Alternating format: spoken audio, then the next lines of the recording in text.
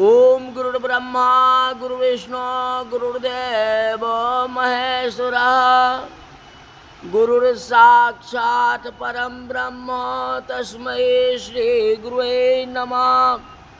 आज की कथा शिव पुराण में शौनक ऋषि कहते हैं कि महाप्रभु आपकी दया दृष्टि से मैं कृतार्थ हो गया, अतः अब आप शिव प्रेम के वृद्धि करने वाली शिव जी के संबंधित और कथा सुनाने की कृपा करें।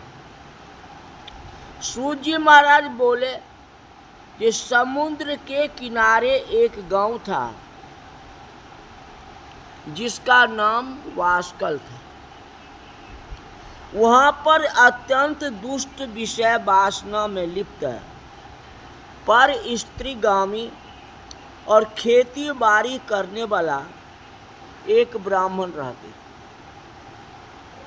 उनकी औरतें भी बेविचारनी थी।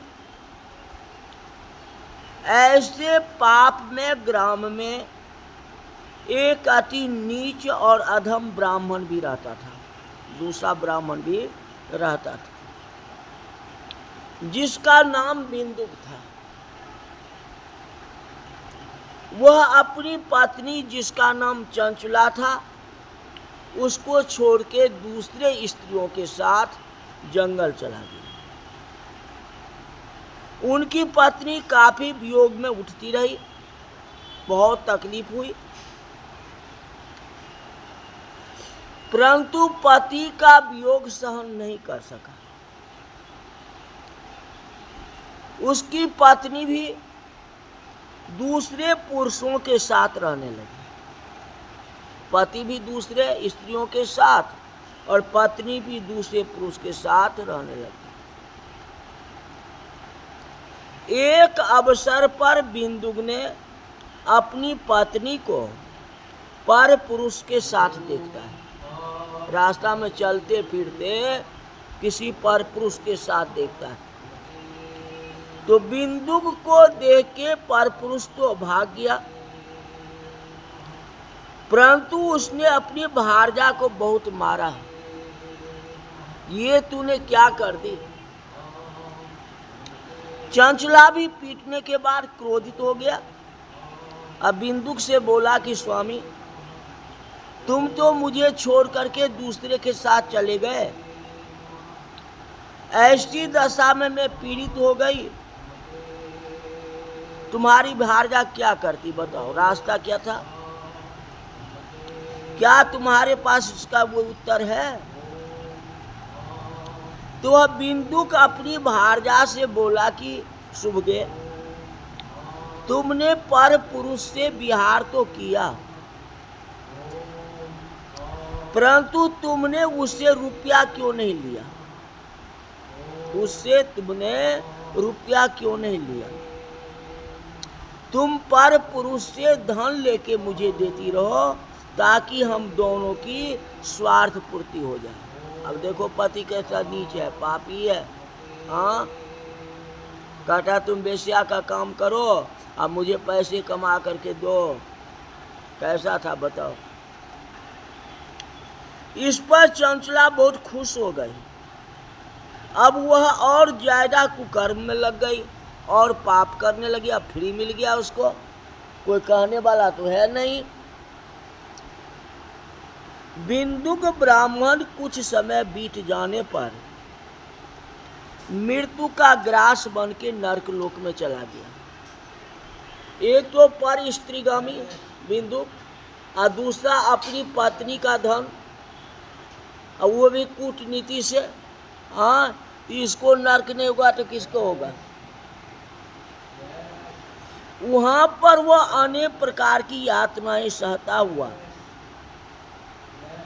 अगले जन्म में विंध्याचल पर्वत पर पिशाच बन गया। नरक का तकलीफ भोगने के बाद दूसरे जन्म में उसको पिशाच का शरीर मिला। समय व्यतीत होने के साथ साथ चंचला का भी रूप क्षीण होने लगा। और वह भी वृद्धा हो गई। देव योग से उनका पुण्योदय होने पर कुछ समय बाद वह अपनी सखियों के साथ गोकर्ण क्षेत्र में तीर्थाटन करती हुई, स्नान ध्यान करती हुई एक देवालय में आ जाती है। कौन? चंचुला, उसकी पत्नी। ये तो नरकादुब होके पिशाच हो गया। इसकी पत्नी जो थी जब वृद्धा हो गई तो अपने सहेलियों के साथ जो है गोकर्ण क्षेत्र में स्नान करके शिव मंदिर देवालय में आ गया। वहां उसने विद्वान ब्राह्मणों से महाशिव पुराण की गाथा का श्रवण किया। कब? वृद्धावस्था में। जवानी में क्या किया? तो पाप ही पाप किया। और वृद्धावस्था में शिव पुराण की कथा श्रवण। इस वैराग्य दायिनी कथा का श्रवण करने से, जिसमें पर पुरुष से व्यभिचार करने के दोष को भी बताया गया था, वह भयभीत हो गए और कथा समाप्त होने पर वह कथा वाचक के चरणों को स्पर्श कर दी। बोले, हे ब्रह्मदेव, आपकी वैराग्य दायिनी कथा सुन के मुझे व्यभिचारिणी के मन को अत्यंत शांति मिली। मेरा पूरा जीवन पाप कर्म में ही लिप्त था। मुझे पापचारिणी का अब क्या होगा? मैं तो पाप कर चुका और कथा तो मैंने आज सुनी, अब मेरा क्या होगा? यह कहती हुई वह ब्राह्मण देवता के चरणों में गिर पड़ी। ब्राह्मण देव ने भी उसकी दशा का अनुभव कर द्रवित हो गई कि देखो, अब ख्याल हुआ, ये पापी थी, आज कथा सुनी है तो इसको ज्ञान प्राप्त हो गया।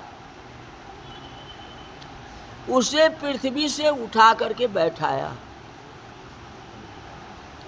ब्राह्मण देव ने चंचुला से कहा कि सुभगे, तुम समय पर आ गया। अगर समय पर नहीं आती, समय पर कथा नहीं सुनती, तो तुम्हारा ज्ञान नहीं होता और इससे भी नीचे तुम जा सकती थी। कहते, महाप्रभु के कृपा से अब तुम्हारे सब प्रकार के पाप विनाश हो जाएगा। यह शिव पुराण प्रत्येक प्राणी के हृदय को निर्मल कर देता है। पश्चाताप में तुम्हारी भी बुद्धि पवित्र हो गई, क्योंकि तुमने गलत एक्सेप्ट कर ली ना, पश्चाताप की है ना, तो तुम्हारा सारा माफ हो गया। कोट विप्र बदला गई जाओ, आए शरण के जमीन।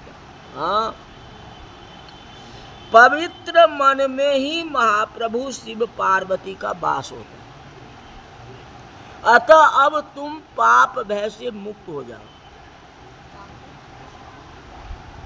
कहते, शिव कथा का श्रवण मंगलकारी होगा।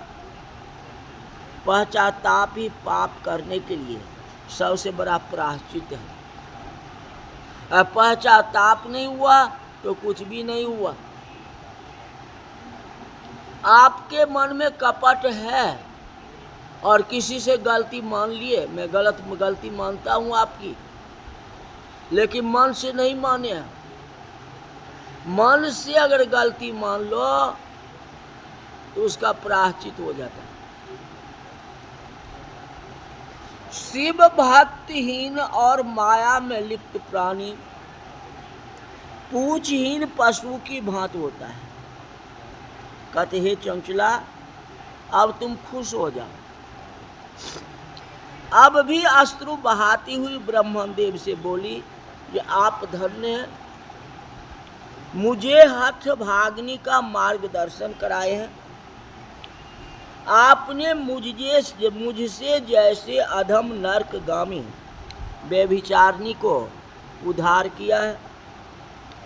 सूत जी ने कहा कि हे व्यास जी, शिव पुराण सुनने की अदम्य इच्छा के कारण वह वहीं विप्रवर के चरणों में रहने लगे।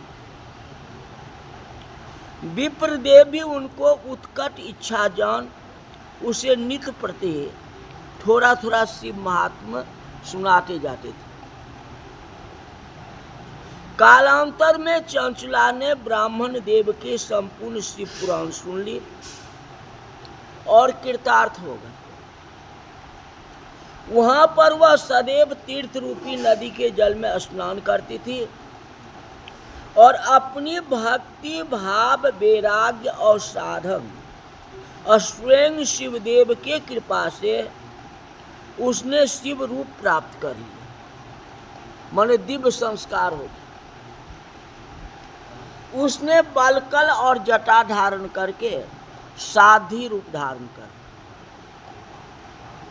चंचला अपने समस्त शरीर में भस्म लगा के रुद्राक्ष पहन करके और वाणी को संयमित करके शिव की स्तुति कर स्वयं शिव के प्रिय हो गए।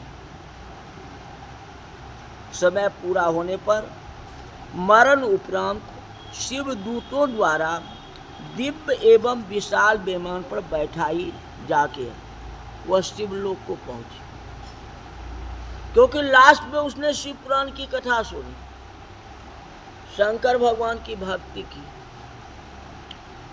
दिव्य वस्त्र आभूषण धारण किए हुए चंचला ने शिवलोक में पहुंच करके त्रिनेत्रधारी शिवदेव के दर्शन किए। शिव करोड़ों सूर्य के तेज से भी अधिक देदीप्यमान थे। गणेश, नंदी, भृंगी, वीरभद्र अन्य उपासक भी वहां शिव अभ्यर्थना में लीन थे, उनकी प्रार्थना कर रहे थे। नंदी भृंगी नृत्य करत हुए धरत ध्यान सुर सुख राशि। स्वयं आभा में गौरा भी शिव के अंग में बैठी हुई थी, वाम अंग में बैठी हुई थी। गौरा जी ने श्वेत भस्म से अपने शरीर ओतप्रोत किया हुआ था। सर्व अलंकार दिव्य वस्त्र आभूषण से विभूषित। चंचला ने शिव के साथ माता पार्वती को भी करबद्ध हो संपूर्ण भक्ति भाव से वंदना और प्रार्थना की। तब स्वयं पार्वती गौरा ने चंचला को अपना दिव्य रूप प्रदान किया और उसे अपनी अभिन्न सुखी का पद भी दे दिया। वह अनंत काल तक शिवलोक में गौरा पार्वती के सखी के रूप में रही। इसीलिए कहते हैं, जो प्राणी अपने बुरे कर्म पर सच्चे मन से पश्चाताप कर, ज्ञान वाली बात, सच्चे मन से पश्चाताप कर। अब मन में आन बगल में ईंटा ऐसे नहीं, किसी से आप माफ़ी मांग रहे हो लेकिन मन में जो है वही भरा हुआ है, कुटिलता नहीं हुआ। सच्चे मन से हृदय से किसी की बात को एक्सेप्ट कर लो, अपनी गलती को मान, तो भगवान आपको माफ कर देंगे। इसलिए कहते हैं, जो भी प्राणी अपने बुरे कर्म पर सच्चे मन से पश्चाताप करता है, वह अवश्य शिव पुराण का श्रवण एवं पठन करने से मरण उपरांत शिवलोक को पाता है। इसमें कोई प्रकार की संदेह नहीं है। तो ओम नमः शिवाय बोलो, ओम नमः शिवाय, ओम नमः शिवाय बोलो, ओम नमः शिवाय, ओम नमः शिवाय बोलो, ओम नमः शिवाय, ओम नमः शिवाय बोलो, ओम नमः शिवाय, ओम नमः शिवाय बोलो, ओम नमः शिवाय, ओम नमः शिवाय बोलो, ओम नमः शिवाय, ओम नमः शिवाय बोलो, ओम नमः शिवाय, ओम नमः शिवाय बोलो, ओम नमः शिवाय, ओम नमः शिवाय बोलो, ओम नमः शिवाय, ओम नमः शिवाय बोलो, ओम नमः शिवाय, ओम नमः शिवाय बोलो, ओम नमः शिवाय, वो शंकर भगवान की जय।